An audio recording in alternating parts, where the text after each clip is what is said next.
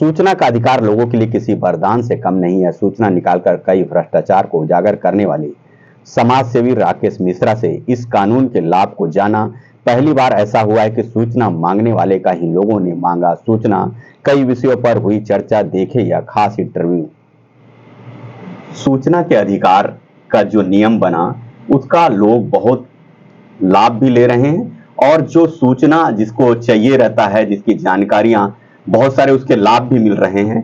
लेकिन जो सूचना के अधिकार के ज्यादा काम करते हैं उनको कई तरह की दिक्कतें आती है। भिलाई में राकेश मिश्रा जी हैं जो सूचना के अधिकार को लेकर लंबा काम किए और कई ऐसे काम किए जिस पर नियम भी बने और कई सारी दिक्कतें भी आई। लोग कई तरह के आरोप भी लगाते हैं सूचना का अधिकार जो मांगता है। बहुत सारी विषयों को लेकर आज हम चर्चा करेंगे। सर, प्रभात टीवी में आपका स्वागत है। धन्यवाद। सर, ये बताएंगे कि सूचना के अधिकार में आने के पहले आप क्या थे, कैसे इसमें आए? थोड़ा सा अपना जीवन परिचय बताएंगे। क्या है कि शुरू से मैं सोशल और पॉलिटिकल एक्टिविटी में तो काम कर ही रहा था और मतलब जिस समय हम लोग यूथ कांग्रेस वगैरह में पदाधिकारी भी थे, जिम्मेदार पदों में भी थे, तो बहुत तरीके से काम करते थे। लेकिन दस्तावेज संबंधी काम करने का अवसर जो है सन 2005 में मिला, जब पहली बार संसद ने सूचना का अधिकार अधिनियम 2005 लागू किया। तो जिस दिन लागू हुआ उसके प्रथम दिन ही मैंने उस पर एप्लीकेशन लगाया था और जब निगम में हम लोगों ने एप्लीकेशन के लिए गए तो उन्होंने प्रारूप हम लोग को दिया। तो मैंने पहले दिन ही उनको बताया कि आपका प्रारूप गलत है, इसके प्रारूप को ठीक करना पड़ेगा करके। तो हम लोग वहां से शुरुआत किए थे और निश्चित तौर से मैं तो उस पूरे सदन को धन्यवाद देना चाहता हूं जिन्होंने ऐसे कानून को पास किया और मतलब उन्होंने सही मायने में एक नागरिक को एक ऐसा अधिकार दिया जिसमें सारे लोग इन्वॉल्व हो गए, चाहे वो राजनेता हो, चाहे वो प्रशासनिक अधिकारी हो, चाहे वो न्यायालय हो, चाहे दिगर दूसरे जो विभाग हैं निचले स्तर में जो काम करते हैं, यहाँ तक के पंचायती राज जो सिस्टम है नीचे का, वहाँ भी मतलब सूचना के अधिकार का जो उपयोग जब लोगों ने करना शुरू किया तो बहुत सारी चीजें जो हैं वो सामने आने लगी। बड़े बड़े भ्रष्टाचार सामने आने लगे, उस पर संशोधन होने लगा, लोग मजबूर हो गए संशोधन करने के लिए।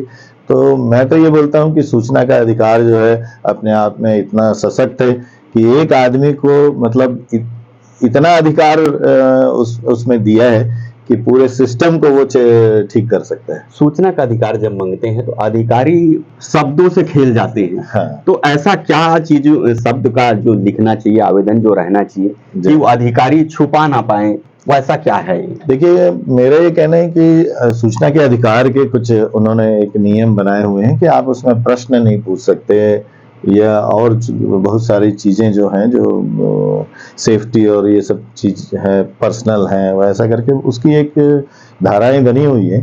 उसके तहत अगर आप पूछेंगे तो उस पर वो आपत्ति करते हैं। तो इसलिए कभी भी आप कोई सूचना किसी से मांगे तो वो विषय ऐसा होना चाहिए जो व्यक्तिगत ना हो या मतलब सेफ्टी और उससे रिलेटेड ना हो, और एक साधारण सामान्य कागज में भी आप मांग सकते हैं। हम लोग तो आज तक कभी प्रोफार्मा यूज नहीं किए, सामान्य आवेदन देते हैं और सामान्य आवेदन में जो प्रश्न है, जो संबंधित विषय रहता है, उससे संबंधित जो जानकारियां हैं वो भर अपन लोग मांगते हैं। और उसमें ये है कि अगर 30 दिन तक के अगर वो आपको जवाब नहीं दिए तो आप उनको एक रिमाइंडर दे दीजिए। 30 दिन के बाद में आपको मुफ्त में आवेदन उपलब्ध कराएंगे। फिर उसमें बहुत सारे शेड्यूल कास्ट, शेड्यूल ट्राइब को भी बेनिफिट है, उनको इतने पेज तक का जो जानकारी है वो मुफ्त में मिलता है। तो ऐसे बहुत सारी चीजें हैं, उसको जैसे अध्ययन अगर कर लें तो उसमें सूचना को मांगने में दिक्कत नहीं होती और अमूमन मिल ही जाता है। छुपा लेते हैं क्यों? ऐसा क्या है जो छुपाया जाता है? बड़ा देखिए, देने के बाद भी छुपा लेते हैं, नहीं तो उनके पीछे क्या मकसद क्या रहता है छुपाया? देखिए, सबसे महत्वपूर्ण बात यह है कि कोई भी सूचना अगर मांग रहा है, खासकर मतलब कोई जनप्रतिनिधि है या पत्रकार हैं या कोई जागरूक नागरिक है, अगर वो कोई चीज सूचना मांग रहे हैं तो निश्चित तौर से उसमें कुछ ना कुछ ऐसा इश्यू रहता है जिसमें कुछ ना कुछ लंदफंद ये लोग किए रहते हैं, नियम विरुद्ध जा करके करते हैं, किसी व्यक्ति विशेष को लाभ पहुंचाने के लिए करते हैं, या फिर उसका किसी तीसरे चौथे को लाभ देने के लिए ये लोग करते हैं, इसीलिए ये लोग फड़फड़ाते हैं। नहीं तो सूचना देने में क्या है, जो फाइल रखी है उसका फोटोकॉपी आपको देना है, आप दे दीजिए, उसमें फिर छुपाने की क्या बात है। छुपाने का कार्यक्रम वहीं से शुरू होता है जहां पे भ्रष्टाचार की बू आनी शुरू हो जाती है। तो ब्लैकमेलर की संज्ञा दे दिया जाता है, जो सूचना मांगता है उसको बोलते हैं कि ब्लैकमेलिंग करेगा ये, हाँ। इसलिए छुपाया जाता है। ऐसा कुछ कर रहता है क्या, क्या कारण मानते हैं? देखिए, मेरा तो ऐसा कहना है कि ब्लैकमेलर मतलब ब्लैक कैसे हो जाएगा कोई आदमी ब्लैक किसी से। चलो ना, किसान जो है उसको कोई आदमी ब्लैकमेल कर ले, मजदूर को कोई ब्लैकमेल कर ले, या कोई सामान्य सब व्यक्ति है उसको कैसे कोई ब्लैकमेल कर लेगा।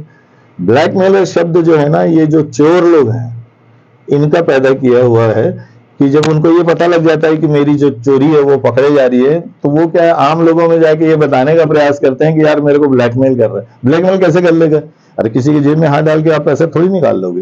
तो ये क्या है कि ये जब लोगों ने सूचना लेना शुरू किया और लोगों को ये पता लग गया कि ये सूचना जो है मेरे ही खिलाफ, ये मेरे एविडेंस के तौर पे काम आएगा करके, तो ये बाहर निकल करके ये शब्दों का इस्तेमाल करते हैं। कोई कैसे ब्लैकमेल हो जाएगा, कोई कैसे पैसा किसी को दे देगा। आज जो है हर आदमी अपने अपने तरीके से पैसा अगर नियम से कमा रहा है, मेहनत मजदूरी करके, क्यों किसी के साथ ब्लैकमेल होगा। कोई बड़ा इशू जो आपने उठाया था, सूचना के अधिकार मांगा था, जिस पर कार्रवाई हुई, ऐसा कोई बड़ा इशू है क्या? मैं तो लगभग शासन के सभी जो विभाग हैं उसमें बहुत सारे विषयों में मैंने अलग अलग समय में मैंने इशू उठाया है। जैसे बहुत पहले जिस समय हमारे यहाँ साहू जी कलेक्टर हुआ करते थे, बाद में चीफ सेक्रेटरी, अभी शायद मेरे ख्याल से चीफ सेक्रेटरी अगर भी हैं, उनका नाम भूल रहा हूँ, तो वो जब यहाँ कलेक्टर थे उस समय लगभग 400 शिक्षकों को शहरों में अटैच किए थे। जो जिनको पढ़ाना था स्कूल गांव में, वो सारे टीचर्स जो हैं यहाँ पे आकर के शहरों में अटैच थे, और सारे लोगों अफसर की बीवियां थी, और जो धनाढ्य लोग हैं, जो जिनके महिलाएं जो हैं वो ग्रामीण अंचल में जॉब तो ले ली थी, लेकिन वो किसी न किसी तरीके से शहर में आके अटैच थी। तो वो लगभग मैंने 400 टीचरों का जो वो था, जो संलग्नीकरण था, उसको सूचना आयोग तक के मैंने उस पर लड़ाई लड़ी। फिर जिलाधीश ने वो सारे उसको निरस्त किया। शुरू में उन लोगों ने भी वही हथकंडा अपनाया, उन्होंने तो ये लिख के दे दिया कि भाई हमने अटैच ही नहीं किया है, लेकिन मेरे पास बहुत सारी जानकारियां समानांतर थी, तो उसके आधार पे कार्रवाई हुई। आबकारी विभाग में मैंने सबसे ज्यादा काम किया है। आज जो बाढ़ की स्थिति है वो जो दुरुस्त हुआ है, वो सब हम लोगों की वजह से। नहीं तो पहले बाढ़ कहीं भी टपरे में खोल देते थे, कमरों की व्यवस्था नहीं होती थी। और सबसे मजे की बात यह है कि बाढ़ उन्हीं लोगों को मिलता था जिसका पहुंच राजनेताओं के साथ रहता था, या बड़े अधिकारियों के साथ रहता था, या किसी न किसी दूसरे सोर्सेज से उनको बाढ़ का आवंटन होता था। सूचना के अधिकार में जब हम लोगों ने काम करना शुरू किया, तो लोगों ने आवेदन किया, नहीं किए तो लोग कोर्ट चले गए, तो उसका लाभ भी मिला, दुरुस्त भी हुआ। तो ऐसे नगर निगम का भी पानी घोटाला को आपने बड़ा उजागर किया था, जिसमें बाइक की गाड़ियां, बड़ा घोटाला था। और उस समय मेरे को ये जानकारी मिली थी कि फर्जी नंबर के आधार पर भुगतान हो रहे हैं करके।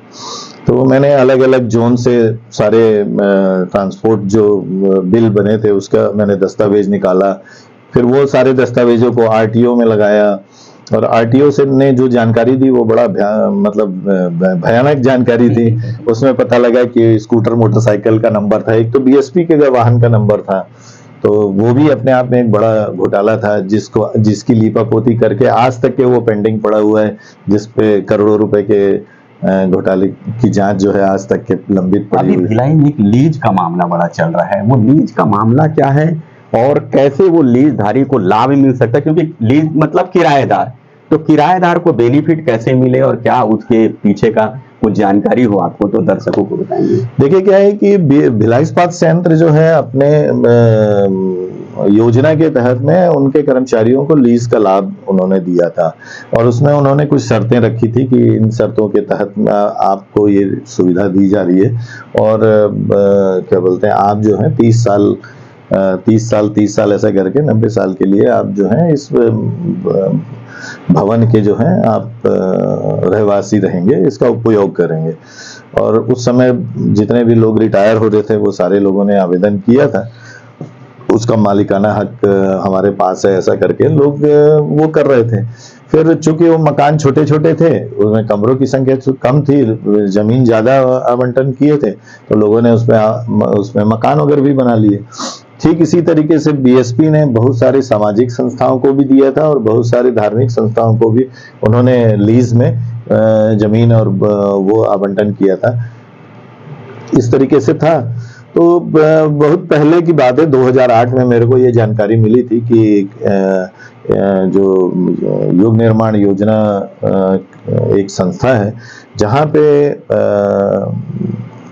कोई कॉलेज जो है वो संचालन वहाँ पे हो रहा है। और योग निर्माण योजना ने भिलाई में भिलाई नगर निगम में नियमितीकरण करने के लिए उन्होंने आवेदन किया था और नगर निगम ने उसका नियमितीकरण कर दिया।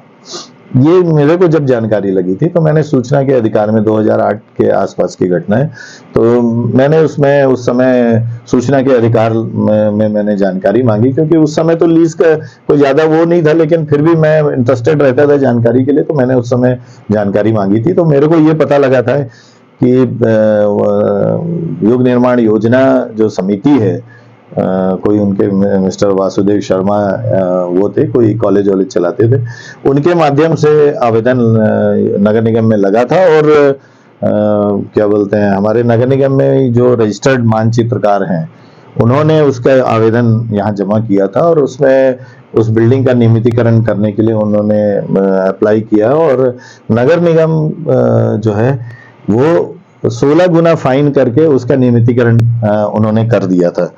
और मेरे पास, मैं उस समय जब जानकारी हुई थी तो मैंने उसका वो भी लगाया था कि क्या क्या कार्रवाई हुई है। तो मैं आपको ये दिखाना भी चाहता हूँ कि ये लगभग, ये देखिए 16 गुना जो है वो करके फाइन करके नगर निगम ने उसका नियमितीकरण कर दिया था। तो चूंकि मेरे अनुसार उस समय ये नियम गलत था, ये कर नहीं सकते थे, तो मैंने इसकी शिकायत राज्य सरकार को की थी कि आयुक्त जो है नियम विरुद्ध किसी व्यक्ति विशेष को जो बीएसपी के सानिध्य में, जो बीएसपी के आधिपत्य में जो जमीन है उसमें उन्होंने नियमितीकरण किया है, इसकी जांच की जाए और अगर ये गलत है तो इनके विरुद्ध कार्रवाई की जाए। तो नगर निगम और राज्य सरकार ने आज तक के उस पर कोई न जांच की न कार्रवाई की। फिर मैंने क्या किया कि मैंने बीएसपी को भी मैंने सूचना के अधिकार में उनसे भी कागज निकाला और उन्होंने भी मेरे को ये सूचना के अधिकार में उसको जो आवंटित है उसकी जानकारी मेरे को उन्होंने दी। और आपको आश्चर्य होगा कि इसमें क्या बोलते हैं, बीएसपी ने इसको 80 बाई 100 का 8000 स्क्वायर फीट का जमीन जो है लीज दिया था। और नगर निगम ने, मतलब आप देखिए कैसे खेलते हैं ये लोग। ये देखिए, ये आवेदन में 8000 स्क्वायर फीट है, इसको काट के उन्होंने 16000 कर दिया। और आवेदक जो हैं, संस्था के जो आवेदक हैं, ये आवेदक हैं, इन्होंने एफिडेविट दिया कि भूखंड क्रमांक 13 और 14 16,000 हमारा है और इसमें हमको नियमितीकरण कर दिए। तो नगर निगम बिना सब चीजों का अध्ययन किए, मतलब 8,000 के मालिक है, उसको 16,000 स्क्वायर फीट का जमीन जो है उसका नियमितीकरण कर दिए। इसका मतलब ये हुआ कि अतिक्रमण की जमीन का नगर निगम नियमितीकरण कर सकता है। तो मेरा ये कहना है कि उस समय जब मैंने 2008 में शिकायत की थी तो उस समय आपने कार्रवाई नहीं की, इसका मतलब आप मानते हैं कि ये नियम सही है ना। बीएसपी के खिलाफ बीएसपी को मैंने लिख के दी थी, बीएसपी ने कार्रवाई नहीं की, इसका मतलब बीएसपी भी ये बात से संतुष्ट है कि अरे चलो ठीक है, नियमितीकरण हो गया, मुझे कोई आपत्ति नहीं है ना। तो दोनों इस संस्था से सहमत थी। तो मेरा ये कहना है कि आज जब ये लीज का मुद्दा उठा है और लीज के लिए लोग प्रयास कर रहे हैं कि हमारा भी लीज हो जाए और राजनेता भी लगे हैं कि सबका लीज हो जाए, तो मैं ये मांग करता हूं कि सूचना के अधिकार में जो दस्तावेज दोनों संस्थाओं ने जो दिया है, ये प्रमाणित करता है कि आप बिना रजिस्ट्री ऐसी लीज जिसका पंजीयन नहीं हुआ है, ऐसा भवन जो अतिक्रमण में बना है, उसका आप नियमितीकरण कर सकते हैं। तो मेरा ये कहना है कि सेक्टरों के अंदर में जितने भी मकान हैं, चाहे वो लीज में दिए हो या अतिक्रमण में हो। इसके अलावा रिसाली नगर निगम में लगभग 20 वार्ड जो है वो बीएसपी के जमीन में बना हुआ है। टंकी मरोदा, स्टेशन मरोदा, निवई, जोरा तरोई, है ना, पुराना, ऐसे जितने हैं ये सब बीएसपी के जमीन में अतिक्रमण में बने हुए। तो नगर निगम सारे रेसिडेंट जो आज वहां पे हैं उनका सबका आवेदन ले और सबका नियमितीकरण कर दे। डीड का चक्कर ही ना पाले, डायरेक्ट डीड का मतलब अब डीड तो किनारे हो गया ना, अब डीड की क्या जरूरत है। जब आप अतिक्रमण में दे दिए तो सबको दो, और नहीं तो फिर अगर ये गलत है तो इन अधिकारियों के विरुद्ध अपराध दर्ज करो। तो मेरा ये कहना है कि भाई आप कोई एक साइड तो करोगे ना। तो ये सूचना के अधिकार में ही पता लगा, नहीं तो किसको पता लगता। ये नगर निगम चाहे तो कर सकती है, क्यों नहीं कर सकती भाई? मैं तो उन्हीं का दस्तावेज दिखा रहा हूँ। निगम के अधिकारी हैं जो महापौर क्या गुमराह कर रहे हैं क्या ये सब डीड का एक बहाना लेके? क्या लगता है? देखिए अब वो उनका क्या सोच है, उनकी क्या प्लानिंग है, मैं तो नहीं जानता, क्योंकि मेरे से उनसे कोई इस विषय में कोई चर्चा नहीं हुई। चर्चा होती तो हम लोग आपस में बात करते। लेकिन मैं अपनी बात बता रहा हूँ कि सूचना के अधिकार में जो दस्तावेज मेरे को उस समय मिले थे और जिन चीजों की शिकायत में ये तो आज विषय हो रहा है कि भाई अपने अपने तरीके से प्रयास कर रहे हैं। मैं तो उस समय भी बीएसपी को बोला, निगम को भी मैंने ये निवेदन किया कि जिस नियम से आप इनका किए हैं उसी नियम से आप देखिए। सबसे बड़ा इशू है बीएसपी के सेक्टर का, से ज्यादा बड़ा इशू है हुडको का। हुडको के तो लोग मालिक हैं, है ना। आज हुडको का जब मकान वो लिए थे, मकान छोटा था, आज सारे लोगों ने अतिरिक्त निर्माण कर लिया, उसका कोई आता पता नहीं है। तो मैं बोलता हूं भाई आप नियमितीकरण इसी नियम से कर दो, सबका कर दो, आप रजिस्ट्री का इंतजार क्यों कर रहे हो? तो मेरा ये निवेदन है कि चूंकि नियमतः मैंने पहले दोनों विभाग को जानकारी दी थी और दोनों विभागों ने इस पे कोई कार्रवाई नहीं की, इसका मतलब ये है कि वो इस व्यवस्था से दोनों विभाग सहमत है। और जैसे ये हुआ वैसे ही हो सकता है, ये होना ही चाहिए, होना ही चाहिए। मैं बोलता हूं कि अगर ये नियम गलत था तो आज तक उन अधिकारियों के विरुद्ध कार्रवाई क्यों नहीं हुई? भाई आज भी वो जो मानचित्रकार है जो निगम में पंजीकृत है, जो ये लिख रहा है कि 13 और 14 का मालिक ये है, जबकि उसमें दस्तावेज ही नहीं है। और बिना दस्तावेज के जब नगर निगम ने अनुज्ञा जारी की है ना, तो आप इसी नियम से कर दीजिए। एक बड़ा रोचक मामला हुआ था आपके साथ कि सूचना के अधिकार आप मांगते हैं, आप ही का कोई सूचना का अधिकार मांग दिया था कि ये आवेदन कितना लगाते, वो किस तरह की घटना थी थोड़ा बताएंगे? एक्चुअल में क्या था कि मैं एक नेहरू नगर में एक मकान था, जो 2 भूखंड था, उसमें एक मकान बना हुआ था। तो उस मकान को, बड़ा खूबसूरत मकान था, उस मकान को हम लोग देखने के लिए गए थे। तो उनका जो गार्ड था वो हम लोगों के साथ बदतमीजी किया था कि आप लोग अंदर नहीं आ सकते, आप लोग यार कैसे आ गए, ऐसा वैसा करके। तो मैं बोला यार बड़ा अच्छा मकान है, देखने में तो यार इतना ऐतराज कर रहे हैं। तो मैंने वो मकान का जानकारी मांगा था कि ये भूखंड किसका है करके। तो आपको मैं बताना चाहता हूं कि वो जो भूखंड था उसका प्रथम जो आवंटन हुआ था वो कुछ दुबे करके कलेक्टर थे, उन्हीं के, एक दुबे जी के नाम से था और एक उनके सेक्रेटरी के नाम से था, और एक ही पते पे वो दोनों भूखंड आवंटन था, समझे। ये बाद में मेरे को मिला। तो मेरे को जब मैं वो आवेदन लगाया तो हमारे दल के ही बहुत से नेता मेरे से खफा हो गए, कागले लगाया, क्यों मांगा, ऐसा वैसा। हालांकि उस समय तो कुछ था नहीं, मैं तो खाली जानकारी मांग रहा था कि 2 अलग अलग भूखंड में एक मकान कैसे बनेगा। संयुक्तिकरण करने का अधिकार नगर निगम को नहीं है, वो सरकार को है। 2 भूखंड जो 2 लेआउट अप्रूव्ड है उसको एक करने का अधिकार सरकार को है, निगम को है नहीं। तो आखिर कैसे बन गया करके? तो पता लगा कि उसमें 2 अलग अलग बिल्डिंग परमिशन जारी हुए थे, मकान एक बन रहा था। तो उसी को लेकर के जो हमारे कुछ साथी जो थे वो बहुत प्रयास किए कि मतलब आप एप्लीकेशन क्यों लगाए, नहीं लगाए, ऐसा वैसा चलता रहा। तो किसी ने मतलब नगर निगम ने मेरे को एक लेटर इशू किया कि किसी ने आवेदन लगाया है कि आप कितना एप्लीकेशन दिए हैं उसकी जानकारी मांग रहे हैं। तो मैंने बोला कि बहुत अच्छी बात है, अगर मेरे आवेदन से किसी और को जागरूकता मिल जाए तो उसको तुरंत दे देना चाहिए।